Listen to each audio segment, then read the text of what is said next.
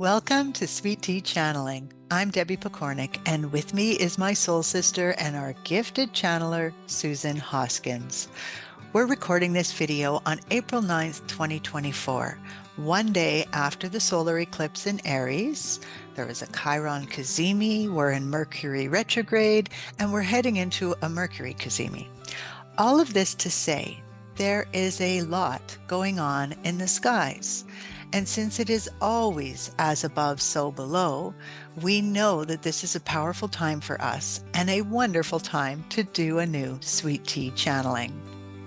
One quick note, the energy of this moment becomes part of the video, even if you are watching it on a totally different date. So no worries, this is all still relevant whenever you happen to be listening. If you're new to these channelings, in a nutshell, we are creating Hoomadhi, a reality of pure-hearted beings living in harmony while recognizing our brilliant uniqueness. We are doing this right here where we live, right now, and it's the messages coming through in the channelings and the playing that we do with them in the stream of consciousness that is bringing this reality into being. So we thank you for being part of this in whatever way feels best for you. We have already opened sacred space for us all, but we ask that you take a moment before starting to take a few deep breaths, center, ground, and call in your guides to help you pick out the most relevant pieces from our conversation for you at this time.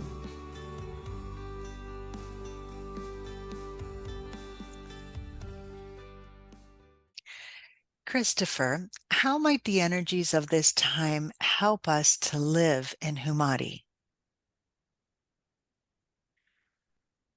The energies of the time are not necessarily what helps you live in Hoomadhi. It's really tuning into your proper frequency. But we would like you to think about the energies as being the spurts, the little nudges, the awarenesses of where you are in the present moment as it relates to your relationships, to your work, to your being, things that you may be dealing with.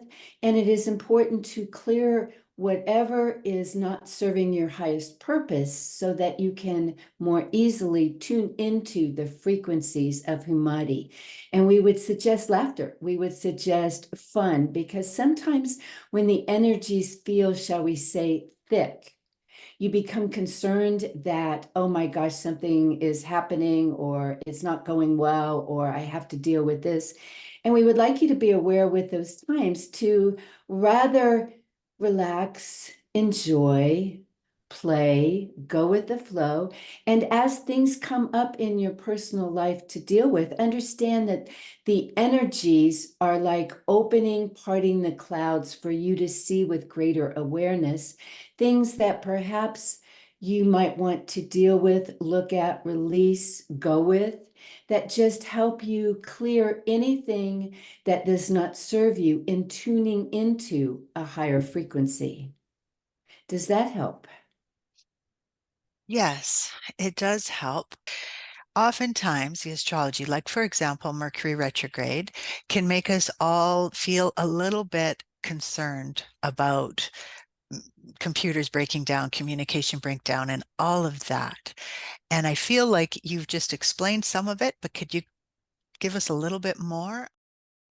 Yes, we would love to do that. And as Susan can attest, we really do want to come through to talk about that. What we are saying is the beautiful alignment of planets are meant to serve you, to help you work with them, to learn more about what's going on in your beautiful universe. The energies are not meant to consume you or to stop you from doing anything. So in a way, you might think of living in Hoomadhi as completely different than living in the density of Earth as it exists now, where you are more profoundly affected by whatever energies you're feeling or anything that is going on in the planet. It affects you more. What we're saying is it doesn't need to. It can be there to serve you. But we would say don't be so concerned in the title, shall we say, of Mercury retrograde, that means things are going to break down and it's not a good time to do things, but rather, yes, you can be aware of it. You can be more careful. You can laugh more fully when the computers go ajar, if you will, go astray, just simply because knowing, okay, that's going on, but it does not really need to affect living in this brilliant consciousness of joy and wonder and love and delight. It really doesn't have to stop you from doing anything. And we are quite aware that some people on your planet now who are knowledgeable of astrology will take it so profoundly seriously that they almost become comatose in their actions, because they are buying into the illusion that anything going on with the planets needs to affect you so profoundly that it can stop you from doing things. So we would say children aren't bothered by astrology, are they? They learn how to just play in delight. And we would say as you play in Hoomadhi, or as you dwell in Hoomadhi, you will notice the profound effects of energy as you define them less, because you will learn how to use them to your greater awareness and advantage. So we would say, learn to deal with energies in a delightful, playful way, like you're almost like your imaginary friends, if you will. They're there to serve you, not hamper you. This is what we'd really like you to think about. And think in any moment that you are feeling consumed by, say, Mercury retrograde, or even the effects of the solar eclipse, whatever it is, pause, ground, open up, and dial in to that feeling of just peaceful harmony as you live in a new consciousness where you learn more and more how to work with the energies and not under the illusion that they are somehow working against you. Does that help? Mm-hmm. Absolutely. For some reason, what's coming up for me is there a way also that the cleansing waterfall that we have introduced people to for Hoomadhi can help with this or play into this as well? Ah, we love you bringing that back up. We salute you for that.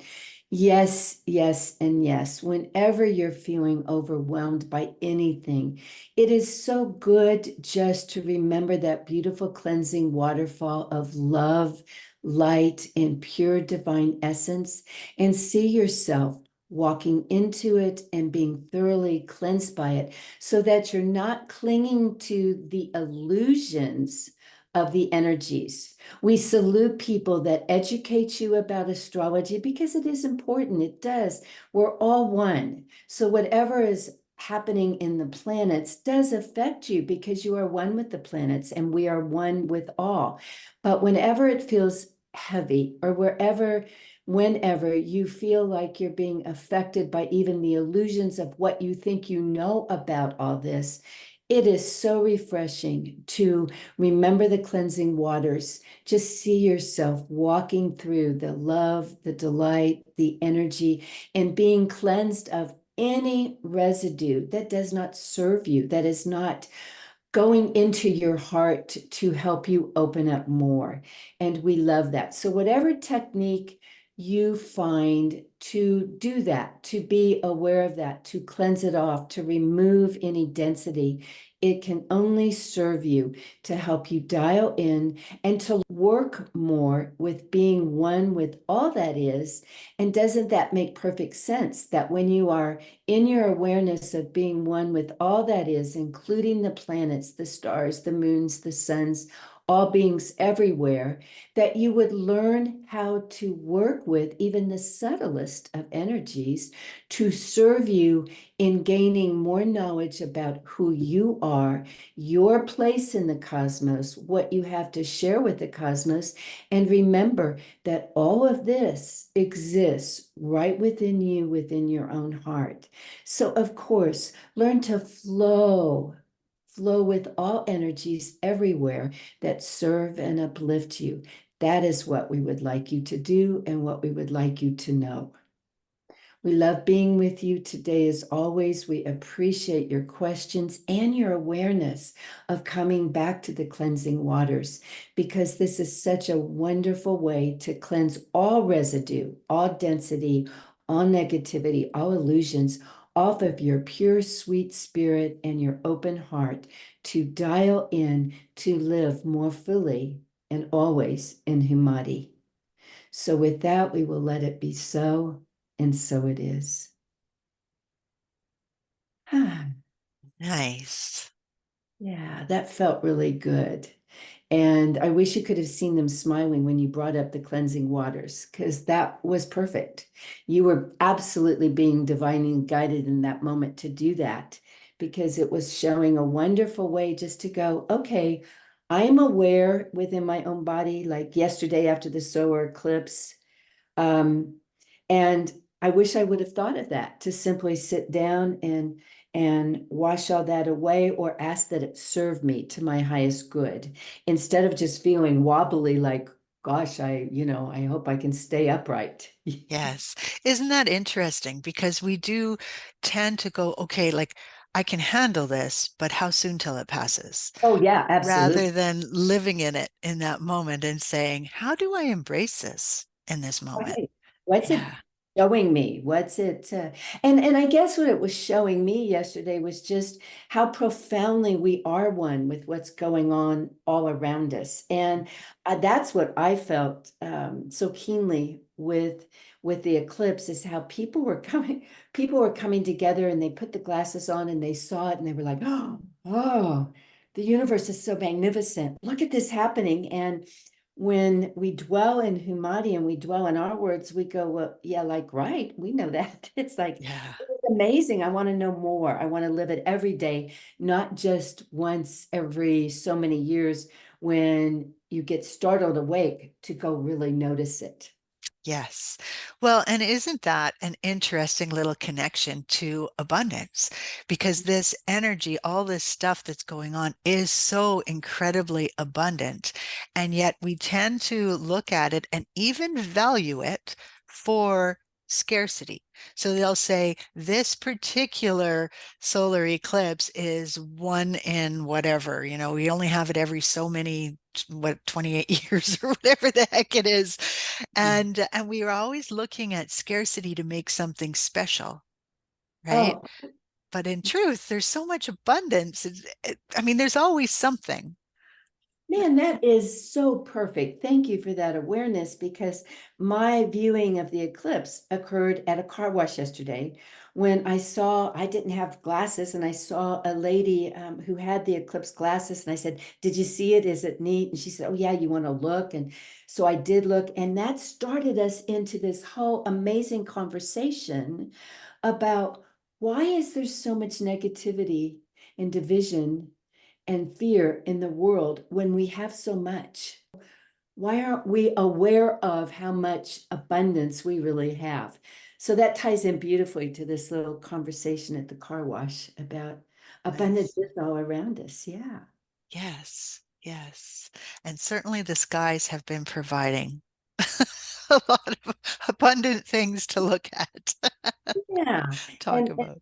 I know, and I would love to have more awareness every single day of appreciating what I can see up in the sky, the sun, the moon, the stars, all of it, because every moment it's different. Hmm. Yeah. Hmm. Well, and I think in Humani, it is more about that connection to these things, rather than feeling so separate. Like everything we do, every time we're admiring the sun. I mean, obviously, we're not spending a lot of time sitting looking at the sun, but boy, I love to sit in the sun and feel the beautiful energy of the sun. And I thank it for coming to me. And I ask all of my cells to accept every little bit of goodness that comes from the sun while protecting me from anything dangerous. So I just love to welcome in the delight of it and Right. feel that. And I think Humadi is very much about feeling that in everything. I love that. What came through for me during the channeling is to be aware of the energies that we're feeling, because we are one with everything going on with the planets. So of course we would feel them, but we're not controlled by them in a negative way, and we're not to be consumed by that. So I'm thinking of Mercury retrograde, for example, and problems with the computer and all that often occurs. And I love using that energy just to remind me to be focused in the moment with whatever I'm doing, because usually I make those mistakes when I'm not focused in the moment and I'm trying to juggle too much. So this energy reminds me, this is the time. Okay, they're saying, remember, be especially mindful of everything you're doing, because this would be a time that by not doing that, there might be greater consequences, if you will. So Yes. I think Yes. every time we can learn to harness what's going on, or to take it in a very positive way about, ooh, what awareness can I gain? I think Yes. that's a wonderful use of what's going on with the planets. When things come up like in the chart about, oh, this could be a time that relationship issues come up, instead of some of us might, and myself included, might want to just go jump in the bed and put the pillow over our head and say, okay, let's just wait for a few days before I have to deal with anybody. But really what it's asking us to do is be mindful and do what is helpful to be mindful and do every day, which is, okay, let me think through my words before they blurt out. Let me recognize I don't know what the other person's going through. Let me just be keenly aware in this moment, the cord of love passing between us, or that we all share our divinity and our humanity. It just reminds me to do the things, to pause long enough so that my mouth doesn't go ahead of my heart. Yes. Yeah. Yes, exactly. And then if it does feel heavy, or if you do feel hurt, or whatever the case might be, imagine that you're in that beautiful cleansing waterfall Right. and just let it all flow. Gone. Right. And also, if something does come up, to be able to kind of step back from the emotion, perhaps, and be able to say the words lovingly. Ready to join us live on these calls? Send us an email at info.hoomadhi, that's HOOMADHI @gmail.com. We'd love to have you play with us.